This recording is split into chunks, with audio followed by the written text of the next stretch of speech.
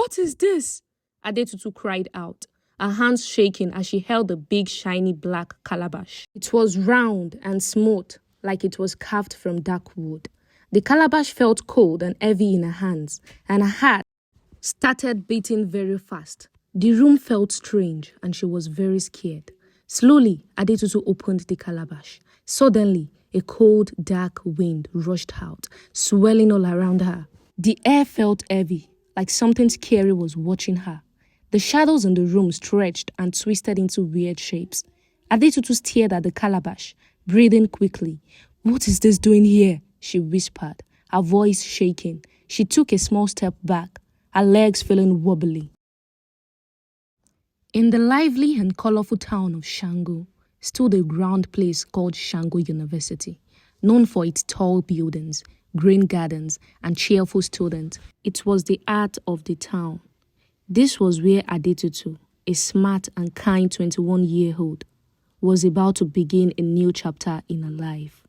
It was Adetutu's first day at Shango University, a place she had dreamed of for years. As she stepped onto the campus, the soft morning sun lighted up her warm caramel skin, and a bright smile showed her excitement.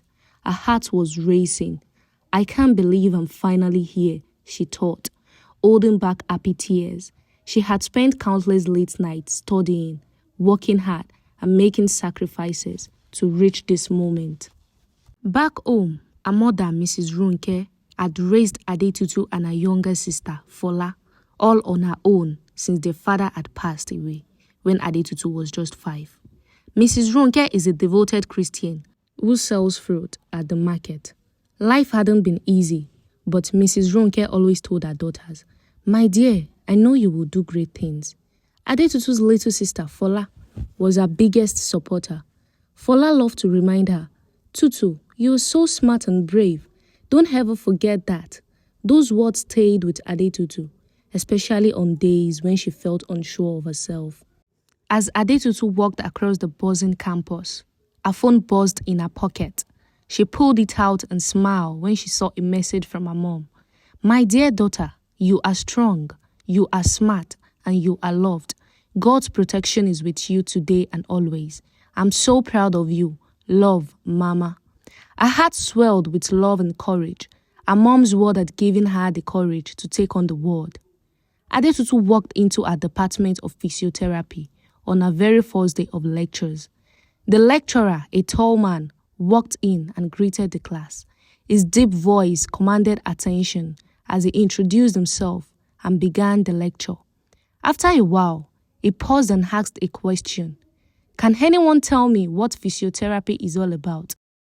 he asked, scanning the room. The class fell silent, except for Adetutu. She raised her hand confidently and answered, "Physiotherapy is helping people recover from injuries or illness so they can move and live better." The lecturer smiled. "That's correct. Well done," he said. After class, a cheerful girl walked up to Adetutu. She had glowing skin and a big friendly smile. "Hi," the girl said, her voice full of excitement. "I am Bimpe. You did so well in class today. What is your name?" Adetutu smiled back. "I am Adetutu." "Adetutu, what a beautiful name," Bimpe said.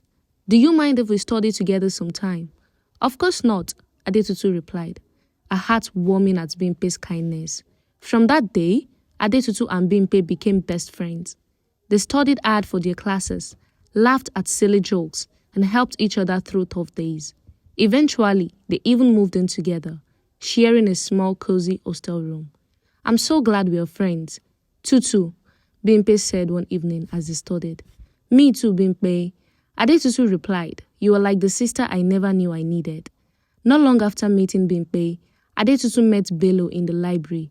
She loved how quiet it was in the library. As she searched for a book, she heard a voice behind her. "Looking for something?" She turned around and saw a tall boy with a friendly smile. His hair was neatly cut, and he looked confident. "Yes," Adetutu said, surprised. "I'm looking for a book on anatomy." "You must be one of those serious students," he teased, leaning against a bookshelf. Adetutu raised an eyebrow. "And you? Do you come here to read or to distract people?" The boy laughed. Tuche, I am Bello. By the way, nice to meet you. Bello was from our department, and although his family was poor, he had a way of making people laugh. His charm and confidence made him popular on campus. Over time, Adetutu found herself drawn to him. One day after class, Bello asked, Adetutu, how about coffee after your next lecture? Adetutu hesitated for a moment. Okay, coffee sounds good. They spent more time together, and soon they were a couple. Adetutu moved into Bello's hostel, hoping to be closer to him. Living with Bello was not as rosy as Adetutu had imagined. She took on the role of a caretaker, cooking his meals, cleaning their small hostel room, and even washing his clothes. She went above and beyond, making sure they sat together during exam so she could help him pass. At first, Bello seemed grateful, but as time passed, his attitude changed. He became withdrawn and moody, often complaining about his financial struggles. His frustration grew as he watched the wealthier students flaunt their flashy clothes, cars, and gadgets. He envied them and began to feel ashamed of his own circumstances. Why don't you take your studies seriously? Adetutu asked him one afternoon. I try, but life isn't as easy for me as it is for others, Bello said with a shrug. Adetutu wanted to help, but she noticed he was becoming moody and withdrawn. One day, as Adetutu and Bimpe walked back from class, Bimpe stopped and looked at her friend seriously. Tutu, Bimpe said softly, I don't trust Bello. He doesn't treat you the way you deserve. Adetutu frowned. Bimpe, you don't understand. Bello loves me. He just has a lot on his mind. Bimpe sighed. Tutu, I am your best friend. I care about you. Just be careful, okay? Love shouldn't make you feel this tired and unhappy. Adetutu looked away, unsure of what to say. I will be fine, Bimpe, she said, trying to end the conversation.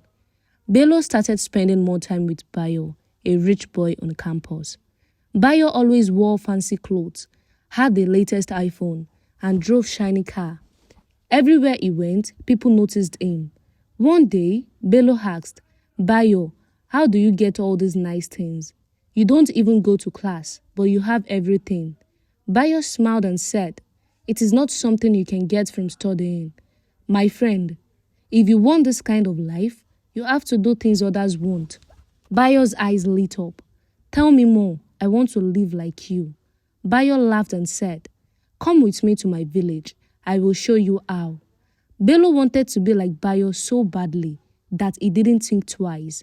He decided to follow him, even though he didn't know what Bayo's secret really was. Bello met an old witch in a small smoky hut. She gave him a black calabash and told him to put a girl's panties and photo inside. Bring it back in 7 days, she said, and you will become rich. Bello decided to use Adetutu for the ritual. He stole her panties and photo while she slept, placing them in the calabash. On the 7th day, Adetutu discovers the calabash. One quiet morning, while Bello was out, Adetutu decided to clean the room. She opened his cupboard to arrange some clothes. As she moved his shirt, her hand touched something cold and hard. What is this? She said to herself, pulling out a large black calabash. It was shiny, round, and covered in strange carvings. Her heart began to beat fast. Curious, she slowly opened it. Inside, she saw something that made her freeze in fear. A photo neatly folded, and her panties wrapped around a small red statue. Yay! What is this? She whispered, her hands shaking. The room suddenly felt colder, and the shadows seemed to move. Her heart pounded as she quickly closed the calabash and put it back in the cupboard. She locked it and sat on the bed, breathing hard. What is Bello doing with my things? This is not normal, she thought.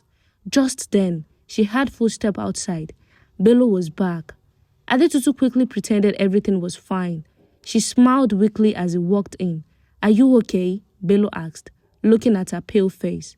Yes, I am, she said, her voice shaky. Bello didn't seem to notice anything strange. He grabbed the bag and left again. As soon as he was gone, Adetutu rushed back to the cupboard to check the calabash again, but it was gone. Bello had taken it with him. Her fear grew stronger. She grabbed her phone and called Bimpe. Bimpe, she cried, her voice trembling. I found a calabash in Bello's cupboard with my picture and panties inside. But now it is gone. He took it away. What? Bimpe shouted. Tutu, pack your things right now. You need to leave that place. I am coming to get you. Adetutu hung up and started packing her belongings. Her hands shaking as tears rolled down her face. She couldn't believe Bello, the boy she trusted, was planning something so evil. When Bimpe arrived, she hugged Adetutu tightly. Let's go now, she said. Together, they left the hostel, not looking back. When Adetutu and Bimpe arrived at Mrs. Ronke's house, Adetutu was shaking with fear and sadness. She ran into her mother's arm, crying. Tutu, my child, what is it? Why are you crying? Mrs. Ronke asked, holding her tightly. Through her tears, Adetutu said, Mama, Bello was going to use me for something bad. He took my picture and my panties. Mrs. Ronke froze, her eyes wide with shock. Bello? Who is Bello? Adetutu hesitated, then whispered, He is my boyfriend. I have been living with him in school. Mrs. Ronke gasped, putting her hand on her chest. Living with a boy? Adetutu, how could you? You didn't tell me. I thought you were staying with your friend Bimpe. I am sorry, Mama, Adetutu said, kneeling down, her head bowed. I thought he loved me. I cooked for him, cleaned for him, even helped him with his exams, but he lied to me. Mrs. Ronke's face was filled with pain and anger. Adetutu, I didn't raise you like this, living with a man, hiding this from me.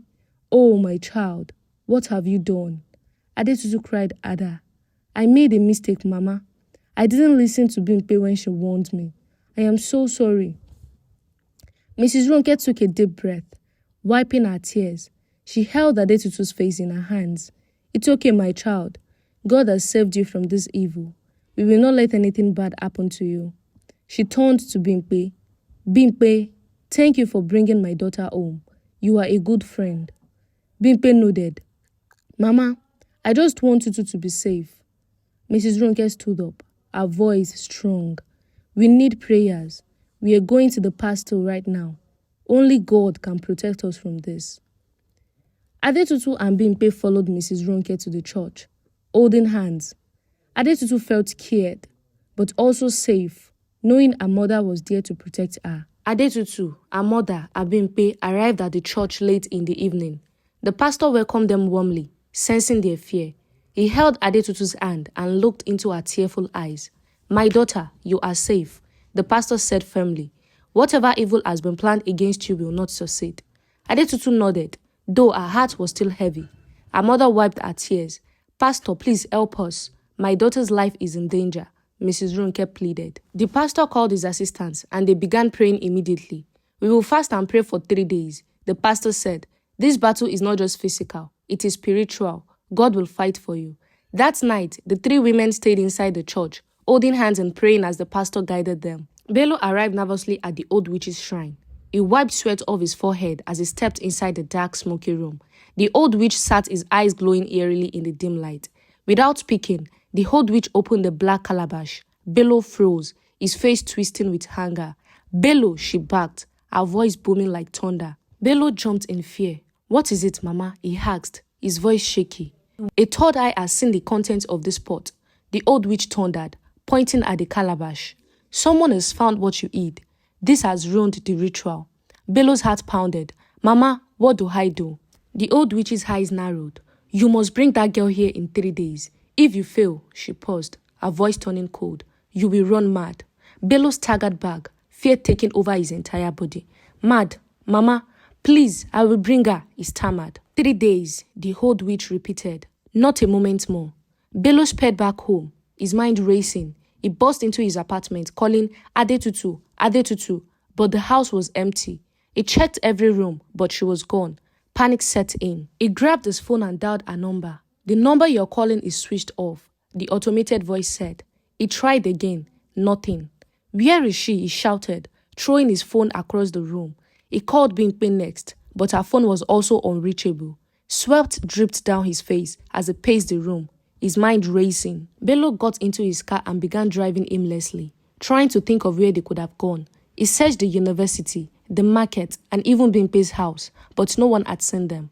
The clock was ticking. The 3 days were slipping away. In the church, Adetutu, her mother, and Bimpe fasted and prayed as instructed by the pastor. On the second day, Adetutu began to feel stronger. "Mama, I am not scared anymore," she whispered. Mrs. Ronke smiled weakly. "God is fighting for us, my child. You will be free from this evil." Bimpe held Adetutu's hand. "Tutu, I told you God would not leave you. We will win this battle." The pastor prayed over them every day, asking for God's protection and justice. "No evil will find you here," he assured them. By the end of the third day, Bello's time was up. He had searched everywhere but could not find Adetutu. Desperation turned into madness. That night, students around the university saw Bello wandering the street, shouting words. "Adetutu, where are you? Bring her to me. Mama, please don't do this," he screamed, his voice echoing in the night. His clothes were torn, and his hair was wild. He began eating the ground and laughing uncontrollably. Passers-by whispered among themselves, "Isn't that Bello? What happened to him?" The next day, news of Bello's madness spread. A neighbor rushed to Mrs. Ronke's house to tell them, "Mama Tutu, did you hear? That boy Bello has gone mad. People saw him shouting in the streets." Adetutu and her mother froze. "What?" Adetutu whispered, her heart pounding. "It is true," the neighbor continued. "He was seen around the school, talking to himself and acting crazy. Everyone is saying he has lost his mind." Adetutu broke down in tears, her body trembling. "Mama, I was so close to danger. I could have died, or worse." Mrs. Runke held her tightly. "My child, God saved you. He showed that no evil can harm his children." Bimpe hugged Adetutu too. "Tutu, you are safe now. You are free from him forever." Adetutu wiped her tears and looked up. "I will never stop thanking God for protecting me. Mama, Bimpe, thank you for standing by me. I will never forget this." As the three of them embraced, Adetutu felt a weight lift off her shoulders. She was safe, and the nightmare was over. The story of Bello teaches us that greediness and desperation for money can bring nothing but trouble. Bello wanted wealth so badly that he chose to hurt others, thinking it would make him happy. But in the end, his greed made him lose his peace, his mind, and everything he cared about.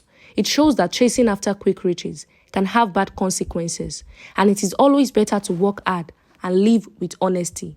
If you enjoyed this story, leave a comment with what you learned, and don't forget to like and subscribe for more amazing stories.